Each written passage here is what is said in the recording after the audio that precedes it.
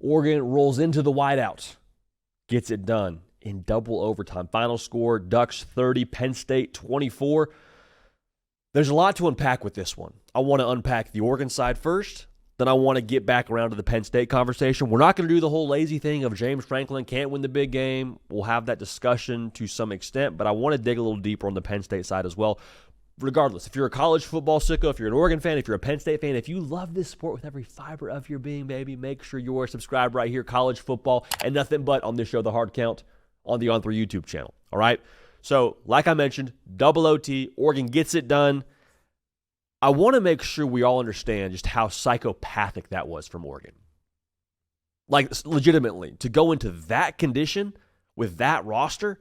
And I'm not saying that roster relative to like the talent level, because we said for a while, man, proven production at Oregon, I think needs to be viewed in a different lens than maybe proven production in some other places. They're still, I think, as talented as anyone else in college football, but there was a lot of individuals now where that was the biggest game, biggest spot, toughest environment of their entire entire football career, period.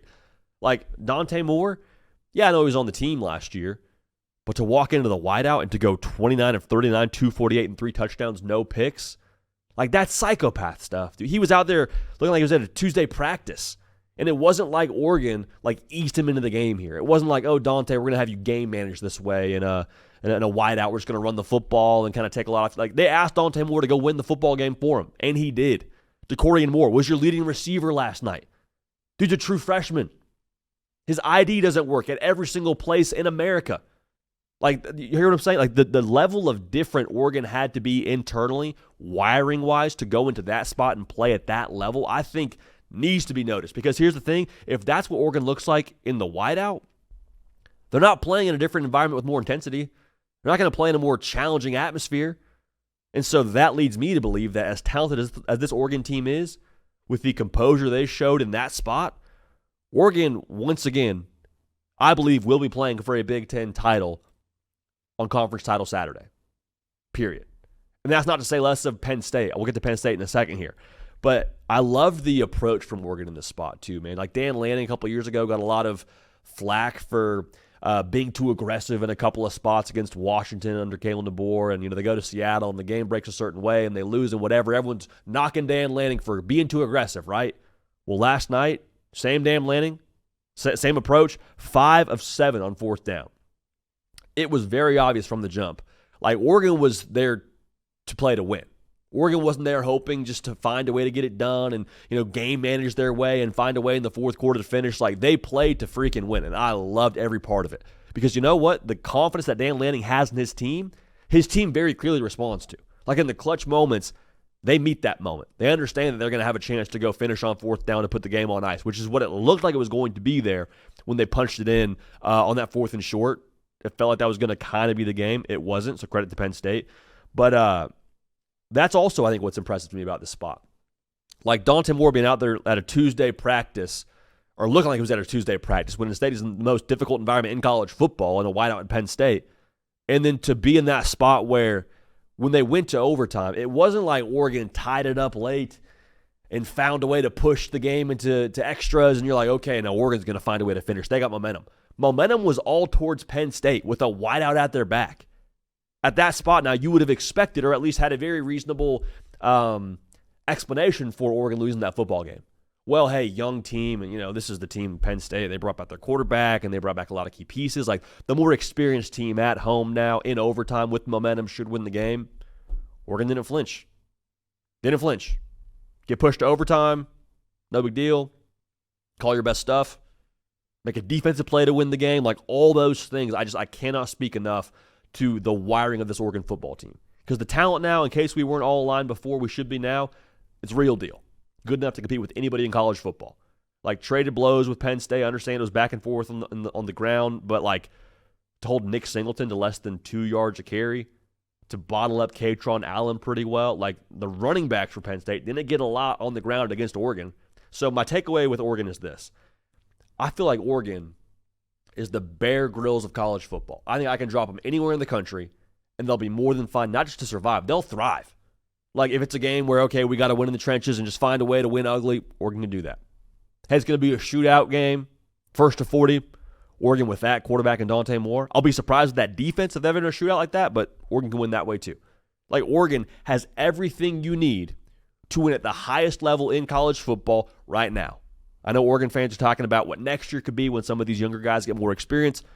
I don't think you need to wait on this team. I think they're ready right now. Ready right now, if you will. So Oregon, they're one of those teams that if we didn't think that what they did before was verified as like top tier in college football, against that team, that environment, that roster in Penn State, no further questions, Your Honor, when it comes to the Ducks. Now on the Penn State side, there's bad news and there's good news. James Franklin, 4-21 against top 10 teams. What does that mean? I don't know. But last night there was an extra loss added to that column, which is unfortunate for Penn State fans, unfortunate for the narrative. The frustrating thing to me, if I'm a Penn State fan, as much as that record is going to get thrown around today and be the talking point for everyone and saying James Franklin can't win the big games, my frustration for this game specifically, which is all we can speak to for James Franklin and Penn State, is that Oregon looked like the version of what Penn State should have looked like. Let me say that again. Oregon looked how Penn State should have looked in that spot. Aggressive, controlling the line of scrimmage, more composed, more poised, more ready for that moment. Instead, that was all the team with triple digits returning production. Not the team that brought back their quarterback, not the team that brought back, the trenches, not the team that brought back the Dennis Sutton, the running back, like all those pieces to me, I'm left here saying, well, why isn't that showing up in a spot like this? Why isn't that the Penn State we're seeing in overtime or in the clutch moments? Now, give Penn State credit. In the clutch moments, they pushed it to overtime. It would have been very easy for Penn State to roll over when Oregon got that final touchdown, but I digress. People will blame James Franklin, and I get where that's coming from. To me, I think you got to put a lot of the blame on Drew Aller today. Because now is year 3 starting in college football. The excuses to me start to get less and less important. Like, hey, last year it was, well, he doesn't have enough receivers. That's the thing. Well, it's a new system. It's Colton Necky a couple of years ago, all those things. We're in year 3 now. And I know Oregon's great. I get all that. But this is kind of the moment where my year 3 quarterback needs to be the difference in the game. At home, with the wideout behind, like all those things, that's great. But Drew Aller in this spot needs to be the difference. And we'll have a discussion around James Franklin. We'll have a discussion around what they got out of the portal and those transfer wide receivers and what they need to be. I get all that. But to me, like Drew Aller, at some point, brother, if you are who we believe you're going to be, you need to be in games like this. So that's the bad news, is it didn't break that way for Penn State last night. And at some extent, you say, great for getting it to overtime. I do think that needs to be mentioned. So give credit to Penn State for finding a way to push that game into overtime. Now, here's the good news. The good news is, in modern college football, it's not just like copium I'm dealing out here. This is the reality. That wasn't their last at bat. Okay, Penn State will have another shot, have to imagine, against a top 10 team here when they play Ohio State early November. They'll have more at-bats, but they need to make sure they use this loss the correct way. One more thing on James Franklin here. People are going to speak to the 4-21 number, and it's fair, but over the course of the last few losses against top 10 teams, it's not like Penn State's getting blown out. Not like they're showing up and looking unprepared. Now, they looked like the less poised team yesterday. That's 100% true. But, like, it's a lot of one-score losses, which I know doesn't make anything better, but I just think needs to be said out loud. It's not like James Franklin's teams are out here getting 42-7. Unfortunate. It doesn't make it any better, but just let's make sure we're all aligned here. Like, Penn State's not that far off. Now, not that far off doesn't make anything better today when you lose to Oregon the way that you did in overtime in a wideout spot, but still, James Franklin and this team, with them being that close, I'm really intrigued to see what they are here over these next couple at-bats against top teams, because at some point you got to have it, right? At some point that number has to start swinging the other way, but remains to be seen. College football sickos, make sure you're subscribed. Caden Smith on the ones and twos, myself, JD PicKell. We appreciate y'all. We love y'all. We will keep this party rolling. We will see y'all next time.